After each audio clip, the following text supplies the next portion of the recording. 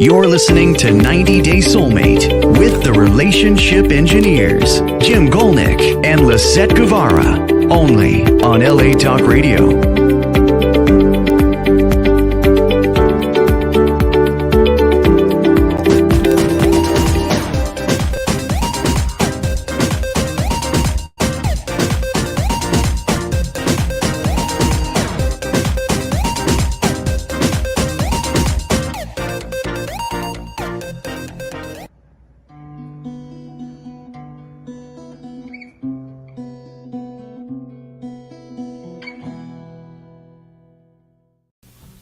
Welcome to 90 Days Soulmate with Lisett and Jim. Today, as I move this glass, we are going to be talking about defense mechanism release. You know what a defense mechanism is? It's karate, It could be. It could be. Well, in a way, it is karate, right? It's an automatic response that we do based upon the stimulus, right? So if there's something that may hurt us, maybe it's going to hurt us, our self-concept, maybe it's going to hurt how we think others are going to view us, and so we act a certain way or we become defensive. And there's so many different ways you can become defensive. For protect yourself. To protect yourself. Okay. What I find interesting, and we're going to talk a little bit about Freud in here, we're also going to be talking about systems theory today. But what I was thinking about in the kitchen before we came down here into the studio was that Freud talks about the id, the ego, and the superego. And he did it at a time where there weren't such things as computers. But if you look at the computer and go, well, what is the id, the ego, and superego in a computer? Right? So if you look at what the id is, it's like the basic drives. What does a computer have stored in it from the time you buy it? Like it's blank, right? It has all that stuff. But it needs to sap energy. It needs to have a display on. It does certain things that it has to do, right? The operational system. It's there. The programs. Right? And then the programs come, which is like the super ego, right? The programs come, the patterns come that kind of tell the computer what to do. And the ego is that interface. It's the interface, the keyboard, and it is what new input, the data that's going into the programs, and then how does it feed back and react to that? That's the ego, the interaction. So if Freud had computers back then, he would have given that analogy. He would have been like the GUI, the graphic user interface. He would have had the what did you call it? The operating system and the programs, and he could have made a nice analogy, I think.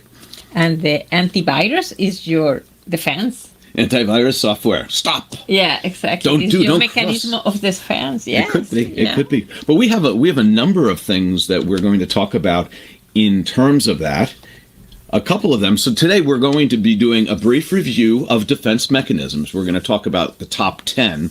These were originally conceived, well, I'm sure lots of people talked about them, but Freud was very well known for this, and he did that as an interface of people being defensive for different reasons, and they all came back down to something that happened in childhood, probably. Freud's structural model of the psyche, which will give us a reason for some of these defense mechanisms. And then we want to talk about the systems theory and psychological framework to try to relate it into more everyday terms. And then finally, we want to talk about some case studies of defense mechanisms in action. Right? Yes. Does that sound good? Good. So let's see where we'll start here. Here's a couple. So here are a couple of the top ones. And when you originally sent me the story and you wrote down stuff on paper, these are some of the ones you sent me. So the number one that we're going to talk about is denial, which is rejecting uncomfortable realities. An example of that is a smoker refuses to admit that smoking can cause health problems despite warnings from doctors. So denial. Yeah, and also can say, I know that a lot of people in COVID smoke and not die. That's right. I am okay. It protected them. It protected. So you're looking for what you want to believe. Do you know that nearly 90% of those people who smoked were not killed by COVID? Look, it's good for you. Exactly. So it's a bias, right? So these defense mechanisms are also based upon our biases. But our biases are also based upon what we want, how we want to live our life, what we want to convince ourselves of. So we're going to talk about this later, but so we're not stressed in our psyche. Yeah, so it's try to your brain calm down and say everything is okay. It's just you're cut down, and then you create this kind the denial. So, fake reality. We try to falsify reality to make ourselves less anxious. We do. We all do. Just you. No, you. No, me. All of us. I deny it. Number 2, repression, which is burying distressing thoughts. Example, a person forgets an embarrassing childhood moment that was emotionally painful. So, for instance, somebody who was maybe abused as a child forgets, or they were injured in something, a dog bit them, and they put it out of their mind. They don't think about it, and now they're always fearful. They have a phobia. They don't know where the phobia came from. Exactly. No, don't recognize where it come from. And it's difficult. This person puts something in subconscious. They never can link. It has to working hard to like the 6 times I was abducted by aliens. I don't remember any of them. That is the plan. What else do we have here? Let's go. Projection. Attributing feelings to others. Example, accusing your partner of cheating on you because you have felt tempted to cheat. Ooh, that's a deep one, right? You feel tempted to cheat. Oh, this was another one, is that if you feel a certain way, you think other people feel the same way.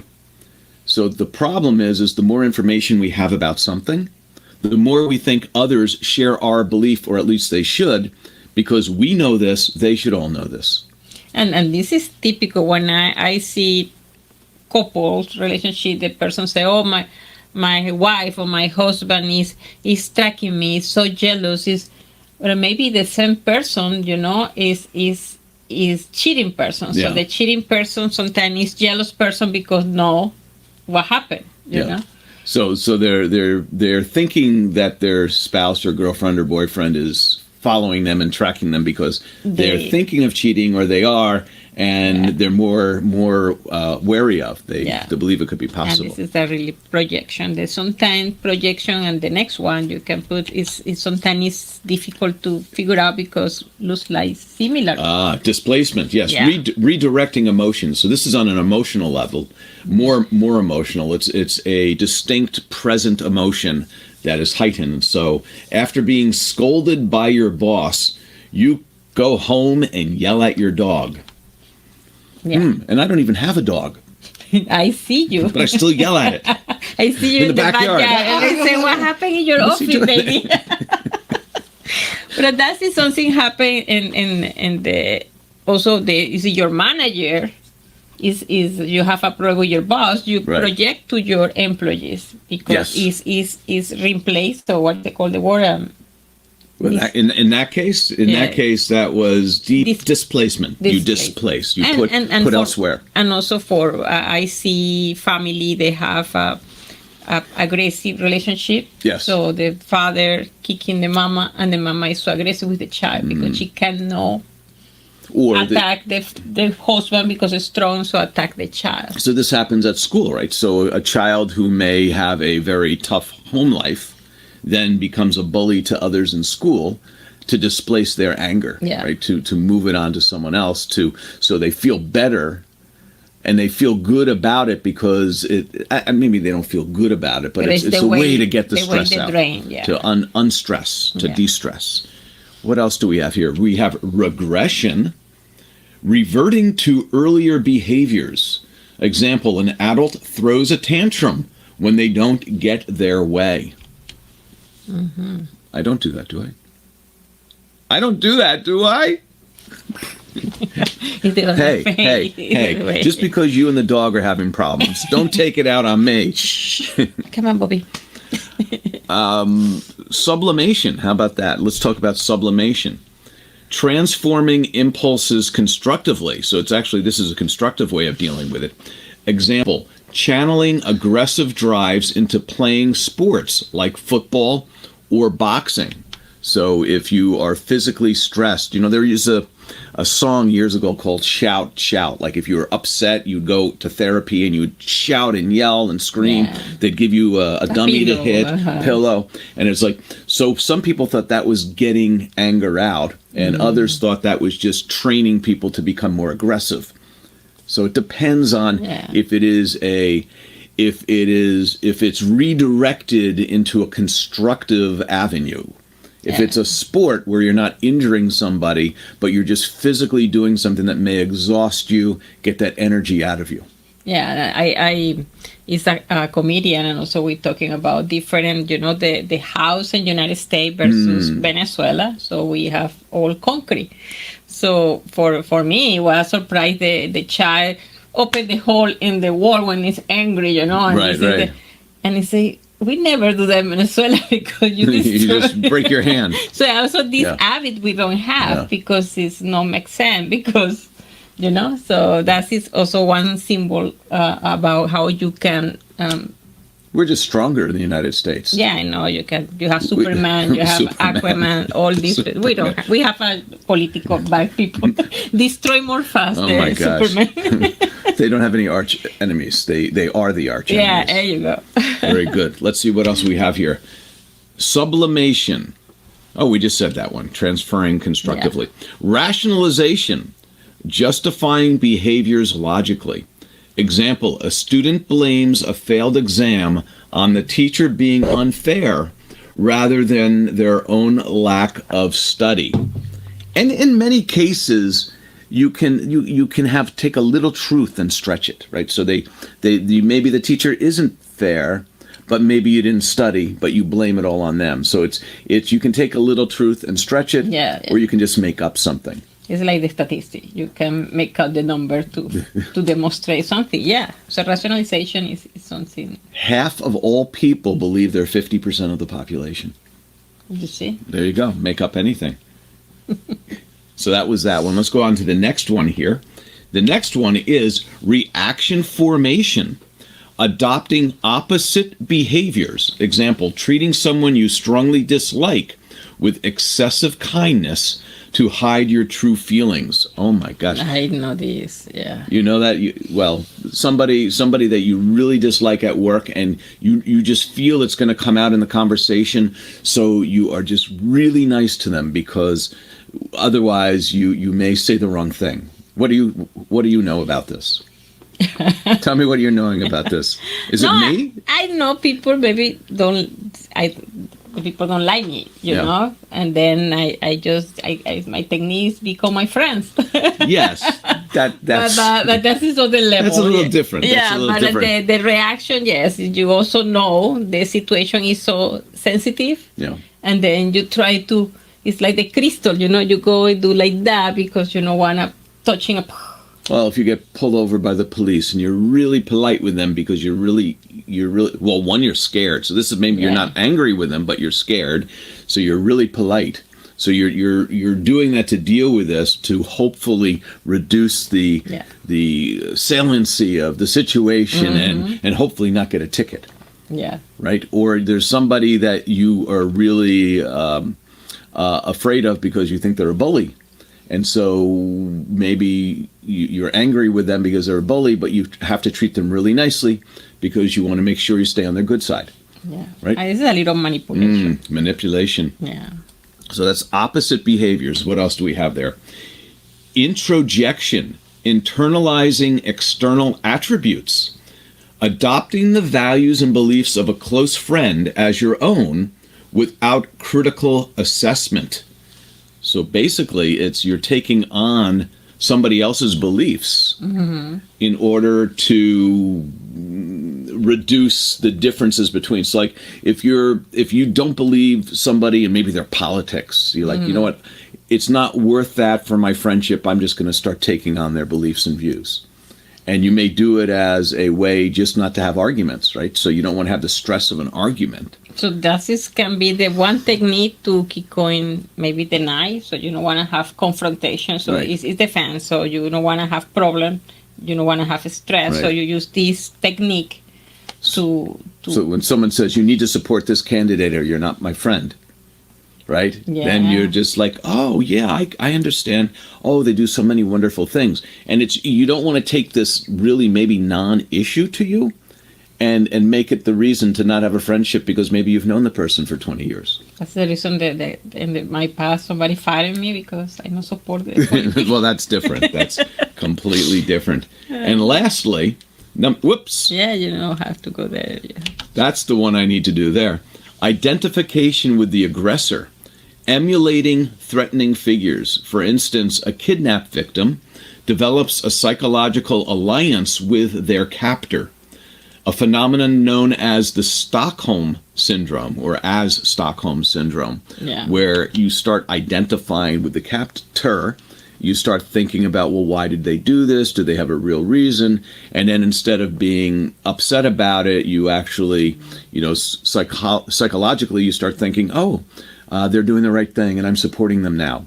And it's a really good mechanism for survival. Survival mechanism. Yeah, because I remember my friend, that she was kidnapped in the car. Right. And it's two ladies living the gym and two guys jumping in the car. And they driving almost 4 or 5 hours all night.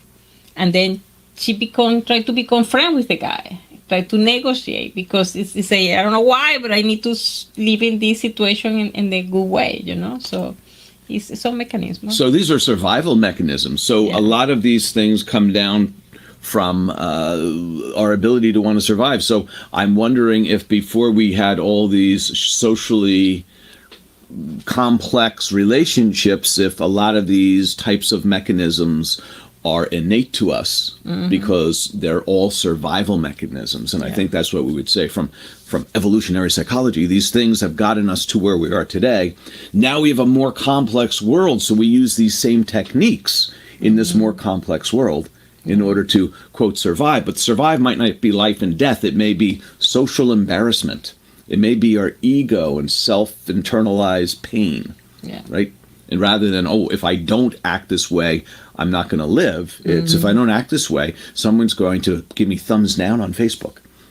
Yeah. Right? But that is the line that we want to try to balance, because so much defense, you cannot see through what happened in your life. You are absolutely correct. If you are defensive, you don't see yourself as you are. And when we come back, we're going to talk more about Freud, systems theory, more defense mechanisms, and how to reduce them to have better, clearer communications with those you would like to. Soon she went on a perfect date. And then she knew it must be fate. In just 90 days, that is all it took. How she found her match? It is in the book.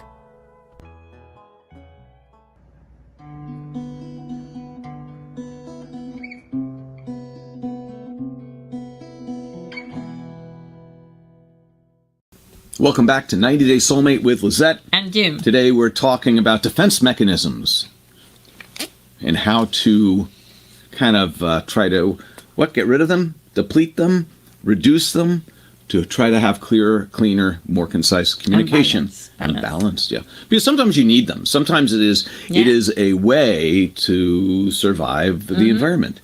Let's talk about Freud for a moment here. And this is kind of a repeat of something else, but it gets us in the mood for us to understand a little bit more about defense mechanisms.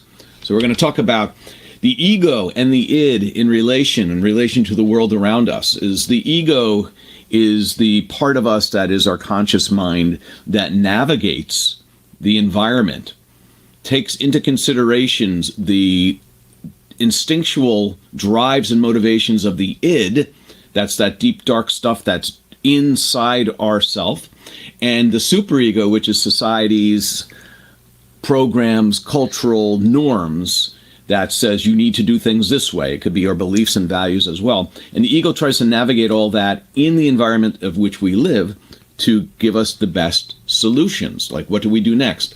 The id is that thing. It's hidden in the shadows. It's unreachable, unconscious.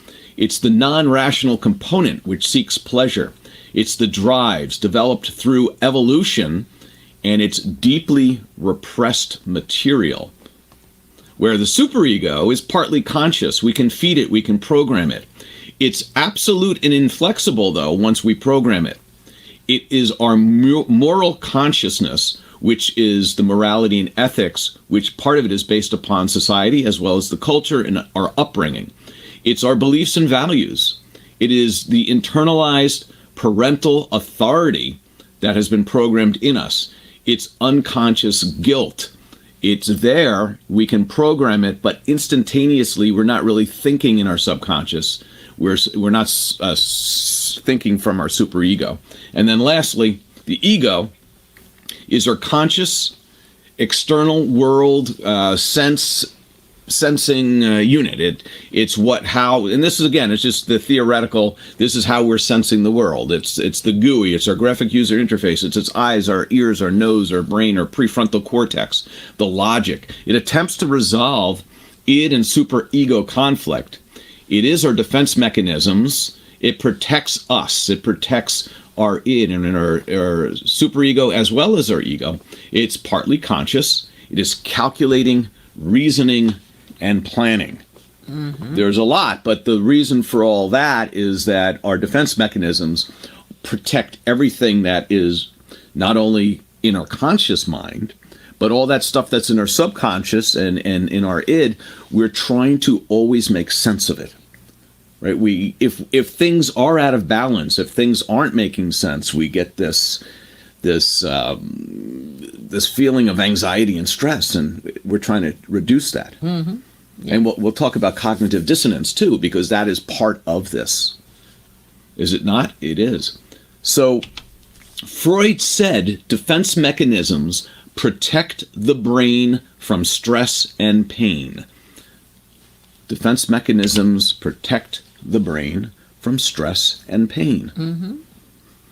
And this is interesting. When somebody is in stress and you have these, I see cases when people maybe is loose in the jungle, and you try to survive. Maybe you activate all these kind of mechanisms, you know.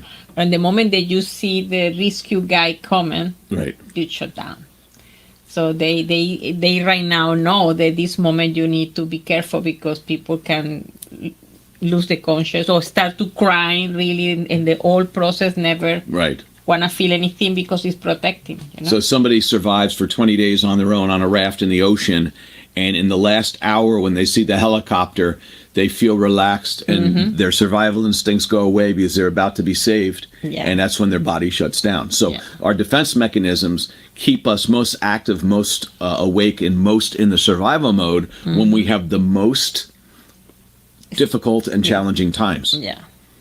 Which, in reality, in most life, we don't have that strong need for that type of survival, but we're trying to navigate and survive the office environment or a relationship. Yeah. Right? Your job, your family, your kids. Society. Yeah.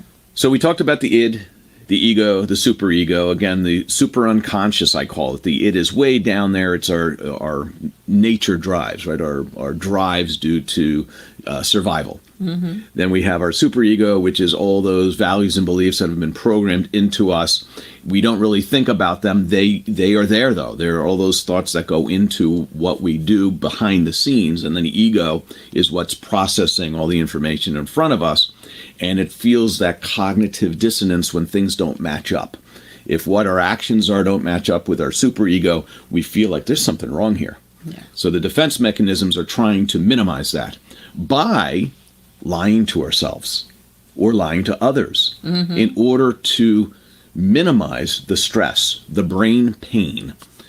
If we talk about this in a way that we like to talk about it, which is systems, it sometimes brings a little bit more down to earth to us. The ability to talk about it, right?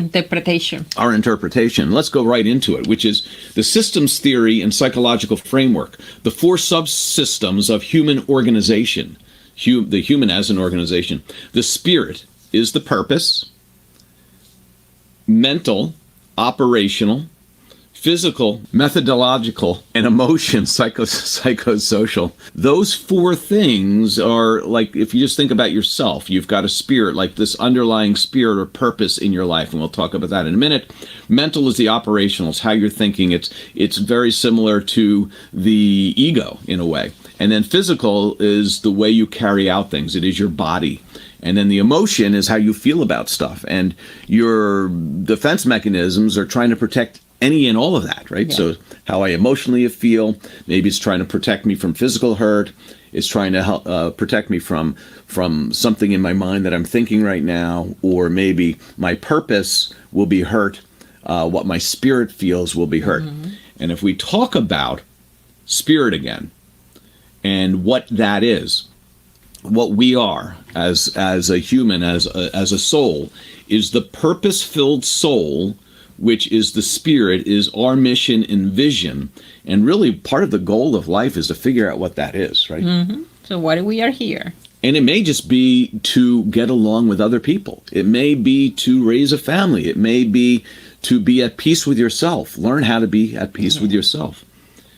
But that is the spirit end of things. It is like in a company, it's like the mission and vision of the company, what drives that organization. Mm-hmm. So part of that can be, if you think about it, the spirit that drives that you really, that's way far connected. That can be almost like the id in a way. Mm-hmm. And part of that can be like the superego in a way. Yeah. Now let's continue on with this. Then we have the spirit, which we just talked about. It is the guiding force which drives vision, mission, and overarching objectives. It helps provide direction and purpose. Next, we have the operational system, which is our mental system, our thoughts. It encompasses mental thought processes and internal communications.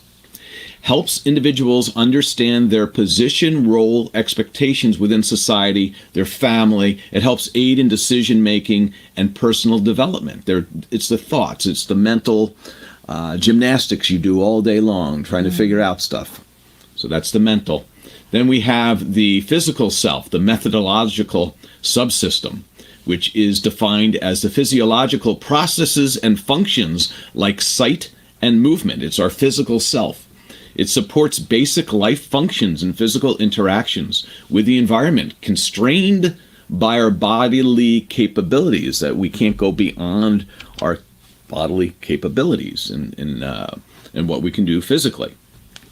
Because if we try to jump too high or too far, we could break a leg, right? So that's a limitation. And also sometimes the people say, what is first? Is it your feelings or your thinking, you know? Mm-hmm. But you remember we have a show the other day about what is first, and sometimes the feeling is first the thinking. We think we're making decisions, mm-hmm. and yet science has shown that if you do put sensors all over the brain and you measure blood flow and oxygen levels in the brain, which means when does a thought occur and when it doesn't, because as you use brain power, you're pulling oxygen out of the blood. So there is a MRI that they do for the brain where they're looking at activity. Mm-hmm. And what it sees is they're looking for someone to make a decision. And when the person makes a decision, they look at the brain activity and find out that the beginning of that process actually happens almost about 6 seconds before they think they made the decision. So by the time you consciously are making the decision, your subconscious has probably already calculated what that decision is going to be and controlled what you think you're making a decision about, which makes us have to think that our subconscious, right, the subconscious, which in Freudian psychology is the superego, or what we think about our subconscious is that we need to program it the way we want to react, because we're going to react in that way, and our conscious mind is going to think we made the decision. Yeah. And the other part is right now start to searching is about your gut. Your gut feeling. Your gut feeling. So sometimes say now the emotion is not your heart, it's in your gut. Your gut. And then they start to searching a lot of psychology. And there's over 500 bacteria, right, in the intestines. Okay, and only half of them they know what they are. The rest they don't even know what they are. They're doing your thinking, by the way. Your gut bacteria is thinking for you. And maybe that's it. We make a decision by gut versus by your brain. Hold on. Oh. Well, the guy said it's true, now, the chemistry. you have to feel now the how you represent love is not the heart, it's the gut. Your Well, what do they say? The way to the man's heart is through his stomach, right? Yeah, the human, because he say it's more feeling area, more the heart. So I don't know why I come from in the past. They say the heart is love. It's coming from the gut. Yeah. So, and this is what you get: an upset stomach, or you feel satiated, all that stuff. So, if you want to make better decisions, get better gut bacteria. Yeah, no, really. There's something to be said about that, right? Yeah. It takes guts to make a good decision. How about that? It's a gutsy move. Quasimodo, no. Quasimodo, you're thinking about. That's the bell ringer. It's my English. Yeah. For whom the bell tolls. And then finally, we were talking about emotion before. Let's go back to that. Psychosocial subsystems emotion. It includes emotional states and interpersonal relations. It drives behaviors and attitudes through interactions with others, influencing social bonds and emotional well-being. So the psychosocial or the emotional system of the human being is how we feel about stuff. A lot of it's driven by society, right? The psychosocial aspect, as well as just how we feel. So it's our internal gut. But a lot of our feeling is based upon what we think others will think about us. So that is something that you'll see in this defense mechanism. It's, yes, it can protect us and our own feelings, but it can also protect us from how we think others are going to feel about us. And nowadays, there's so much stuff out there socially that if you post something, you ever post something on Facebook and you go, oh, why did I post that? Now everyone's reading it. What are they going to think about it? And you go, delete, and you delete it. So I think that there's been this whole cycle up and down of what people post about. And it used to be a lot more controversial, and I think there's a lot less controversial things being posted now, at least in the group of people that I am connected to. Now, I've gotten rid of all the people I disagree with, and I'm teasing. But that's another thing people do, right? Mechanism? That is. It's called unfriend. That's a defense mechanism. That's the number one defense mechanism, unfriend. Okay. Is that true? Good. You cannot It's be not in careful, there. Again, Freud did not know about unfriending. Because he don't have internet. He didn't have internet. He was unfreuding, but not unfriending. What else do we have here? Let's keep going on this. Okay, so this is just a little bit of let's look at the Freud concepts and the systems concepts, throw them together real quick in a chart. That the id is the instinctual, primitive part of the psyche that seeks immediate gratification of basic needs and desires, whereas the body, which is being related to id right now, is the physical aspect. So again, id is the psychological, the body is the physical, but they have certain similarities. Survival of the psyche, survival of the body. They both are innate. And they both go back years and years and years from evolutionary development. So that's how those two kind of relate. The id is being the inborn stuff. And you can't dissect the body from the id in this way. Is that a lot of our core decision making is made upon the systems within our body, which are reacting to the environment. So if you look at what is making our heart pump, there is, the what is it called? The autonomic system, where our heart rate, our breathing, and all this stuff's done automatically. So we have automatic functions that are going on in our body, just like how we feel about things, how we eat, and how we taste, that those things, which are, sure, we see them as a psychological aspect. Like Freud would think, oh, if you feel hungry, this is coming from your mind, right? Oh, I feel hungry because I'm thinking about my stomach making this thing. But is that really coming from your body? So we can't separate The gut. the gut. Again. So we can't separate id from the body. So we're putting them together.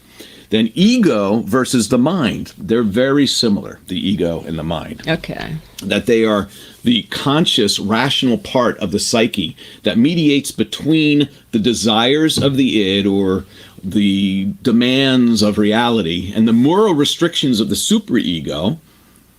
So it is the ego and the mind. It is the rational part. And then last, the superego acts as the moral center of the psyche, incorporating the values and norms of society, which guides behavior through morals and ethics, whereas our spirit, which has similar traits, encompasses deeper existential aspects like values, vision, and life's purpose, similar to the superego's role in guiding behavior according to higher ideals, but more oriented towards personal meaning and fulfillment. So there is a lot of crossover between these two, but this allows, at least us, to kind of have that body, spirit, mind, and emotions. Mm-hmm. And emotions not listed here because there was nothing really related that easily in id, superego, and the ego to emotions. Emotions in there, but there wasn't one that related really closely to it. But if you look at number 4 on this page, emotion represents feelings and affective states influencing and being influenced by the id, the ego, and superego. So emotions almost like the result of all those. Emotions can drive the id's desires, challenge the ego's rationality, and conflict with superego's moral standards, thus integrating with all 3 Freudian structures. So it is a nice added 4th dimension because we are an emotional entity, aren't we? Yeah, we are. So we have to see it completely. So you cannot separate spirit, body, and emotion and physical. So everything is integrated. It's all integrated, and the emotions integrated. And as we just talked about, a lot of the emotions come from the gut, and the gut is distinctly our body, and our body drives decisions that we think we're making. But are we, or is it our gut bacteria? It was time to give something else a try. She got her computer and started to plan and created a process to find her man. 90 days. That is all it took. How she found her match? It is in the book. 90 Days Soulmate is brought to you by 90 Days Solutions. Welcome back to 90 Days Soulmate with Lisett and Jim. Today we're talking about defense mechanisms and how to work through them in order to have better, clearer communications. Recognize your own defense mechanisms, understand how to navigate through that, and get to better, clearer communication. So let's go into number 1 scenario here. John is a man who recently lost his job and is struggling financially. Despite the increasing debts and financial advice warning of unsustainable spending, he continues to make expensive purchases and plans costly vacations. He insists that his financial situation is temporary and that he'll soon find a job that pays even more than his last, thereby justifying his current expenditures. So he's talking up a good game of, you know what, I'm going to get a better job anyway, I'm going to keep spending, I'm going to take care of it, no problem. One is I think people, and I don't know if this is worldwide, but I think people have a positive expectancy of optimism. Yeah. And there's healthy optimism, and then there's unhealthy optimism, which is somewhat called delusion, right? So how does John's statement protect the id, ego, or superego? His denial or defense mechanism acts primarily as a protection for his ego. The ego, tasked with mediating between the id's basic desires and the realities recognized by the superego, it finds itself in a precarious situation when the harsh realities of financial instability threaten John's self-concept and emotional stability. So we got the emotions in there too. See that?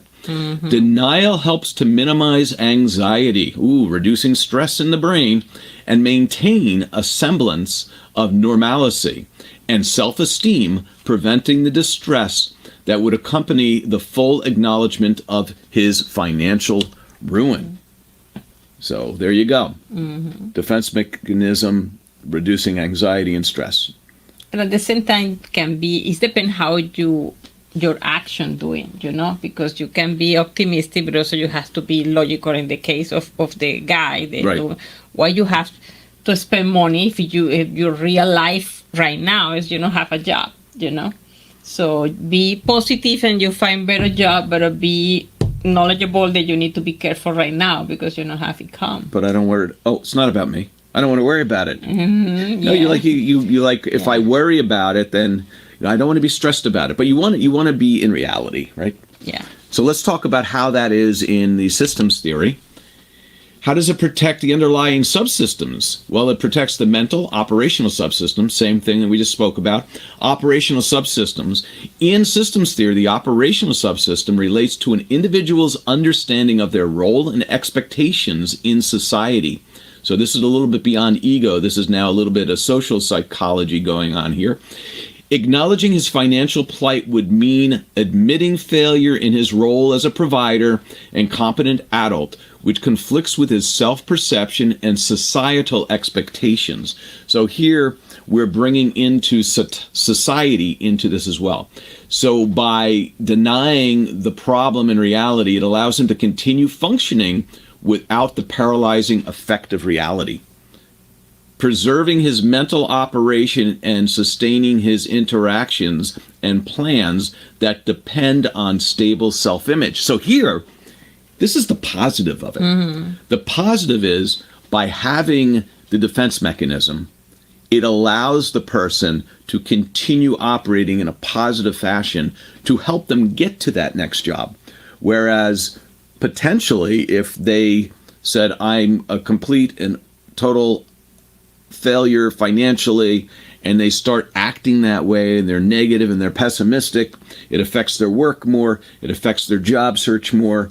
And also you can be, it's like the also relationship, you can be desperate we have any job because you are desperate and you don't value yourself. Yes. So that is the balance that you say, yes, I am professional, I right now is a situation, the worst situation is no problem. Right. And then I move forward because I have tools to figure out versus I'm desperate and I jump in any job there. So defense mechanisms can be good. Mm-hmm. So we compartmentalize our pain in order to operate in a way that's sane. Yeah. I like that. Compartmentalize our pain in order to act sane. Mm-hmm. Number 2, here's the next one. This one's called academic dishonesty. So, you can share this. How did I move it here? Because I'm in the wrong one. Mm-hmm. That's why. So that's good. I didn't share the screen because I was on the wrong page. It is called academic dishonesty. Alice, a university student, is facing immense pressure to maintain her scholarship, which requires a high GPA. Fearing the possibility of failing an important exam, she decides to cheat by using unauthorized notes. After the exam, she justifies her actions by telling herself that the exam was unfairly difficult. The professor doesn't teach effectively, and everyone else cheats.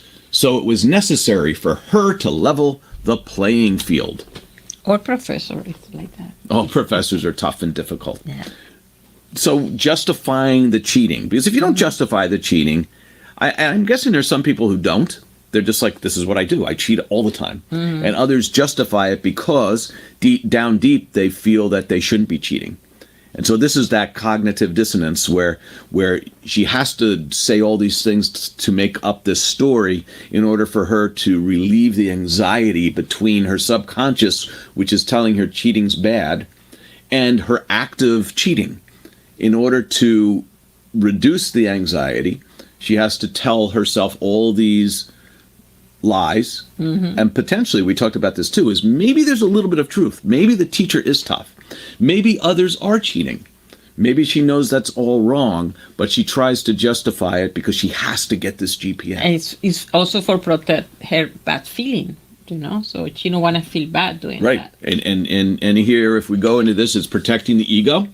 By rationalizing her cheating, she's reducing the cognitive dissonance between her actions, cheating, driven by her id's immediate need to avoid failure and secure the rewards, the high GPA and scholarship, and her internalized moral standards, her superego's insistence on honesty and integrity. So here it is. It's a protective device to allow her to do something that's not savory, unsavory, and try to make heads or tails of how to do it without feeling bad. We could go into how it protects the emotion system. So in the systems theory, it's protecting emotion, convincing herself that everyone else cheats. She aligns her behavior with perceived norms, at least she pretends, which reduces feelings of isolation or being an outlier. So she becomes there's a lot of society thing in here in the emotion part. So she can feel more socially accepted by saying everyone cheats, I'm cheating, I'm part of that. Rather than feeling isolated, I cheat and no one else does. She's saying everyone cheats. Yeah. So she feels like it's just normal, right? Part of the normal thing. Oh, and last scenario. Here's the last scenario. Tom is a manager who feels insecure about his professional abilities and fears that he is not competent enough for his role. Despite his insecurities, he frequently accuses his team members of being unskilled and not committed enough to their work. Whenever project deadlines are not met, Tom blames the team for their alleged incompetence, rather than acknowledging his own shortcomings in leadership and organization. Sounds like, again, a defense mechanism because he is not sure of his own competency. Projection. This is called projection. So he's projecting his incompetency on his team members. Yeah. It serves to protect Tom's ego, which is responsible for managing the realities of his professional life while balancing the demands of the id and the ideals of the superego. By projecting his own feelings of incompetence onto his team, Tom can shield himself from the painful admission of his inadequacies and the anxiety they would cause him, the stress and pain in his brain. It allows him to maintain a self-image of competence and authority essential for his role as a manager, and it deflects the internal conflict that would arise if he confronted his own fears of not being good enough. This is the example of systems theory here. He is also protecting psychosocial subsystem, the emotional subsystem of the system, where it encompasses the emotional social interactions that are critical to personal and professional relationships. In projecting his insecurities onto his team, he's able to navigate the workplace without having to address the root cause of his stress and anxiety directly. By blaming others for it, he avoids isolation and embarrassment that might come from being seen as inadequate.